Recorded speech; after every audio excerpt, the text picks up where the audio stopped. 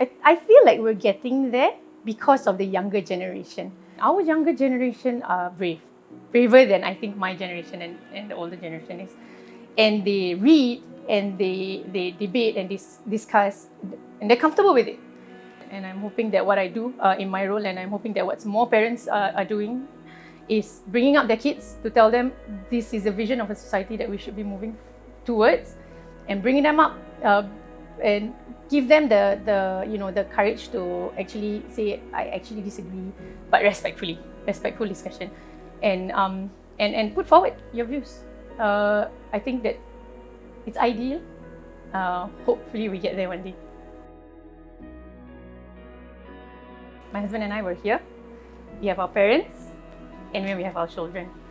I'm actually one out of 4 children. My mom passed about 8 years ago. My dad's still around. My dad doesn't stay with us. He's actually on his own, but he spends a lot of time with us. And then I'm also a mother to 3 children. I've got a 12-year-old, 15-year-old, and an 18-year-old. They're all still school going, from primary to tertiary level, and they all have very different personalities. Before my mom passed, I think for me it was quite difficult trying to decide, okay, do I have more kids, or do I need to focus on helping my mom through this difficult part of her life? And sometimes you just have to bite the bullet and just decide, I'm just going to have to split myself and hope for the best. I'm a mom first and foremost. And that's what I tell myself, and that's what I think everybody who knows me will know, that I am a mom first. But I have told my children, look, you guys are more independent, and this is something that I feel that I need to do because we don't act just for ourselves, just out of our own interests. We're acting for other people, for the people who maybe need more voices. They need to be heard. We're acting for the community.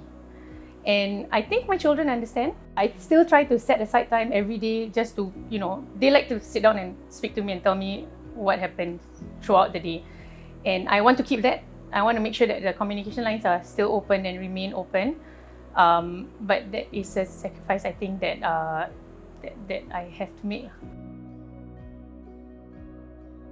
For me, it was one particular experience back in 2024.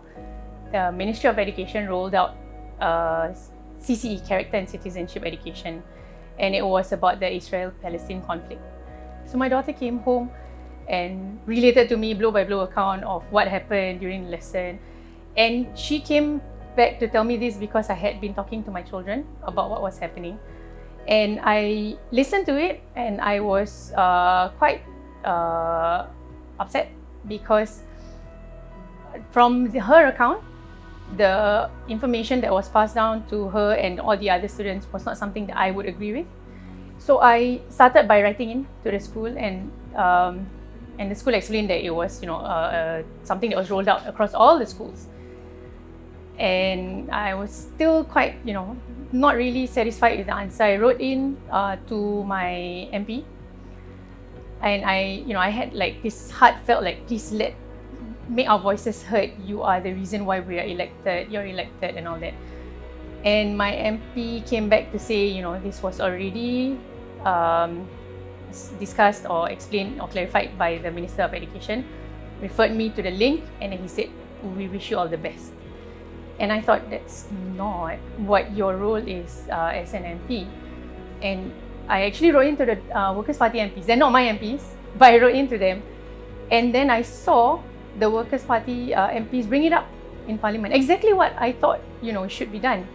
And I thought, okay, these are people that I would want, more of this type of people that I would want to be in Parliament to make our voices heard. So I thought, okay, look, if the Workers' Party members are willing to do this, then I am willing to step up and start my volunteering with them. And that's how I started. I actually started volunteering with them.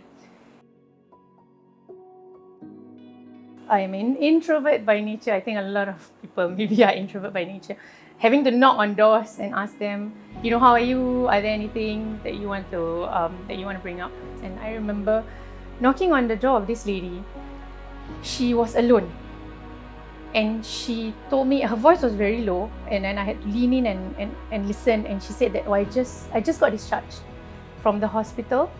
I have 4 screws in my back. She's alone. She has no one with her.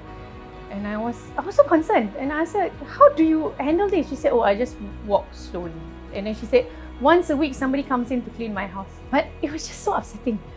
And I was like, do you have children? Do you have family? And she said, I had a child. They passed away. And I went, okay, I'm just so... And I thought these are the people that I think, you know, we should be reaching out to, we should be listening to, we should be voicing out for. The Workers' Party, the people, right, I can genuinely tell you they are genuine. When I started, we joined house visits. And we're doing house visits in the constituency that's not the Workers' Party. But the amount of help that the Workers' Party volunteers are willing to do, right, it's amazing. And you wouldn't know until you step out. So I'm quite thankful all this happened. I stepped out and I saw what people are willing to do, step out of their comfort zone, and people are like, the man on the ground is happy and appreciative, you know, that their voices are being heard.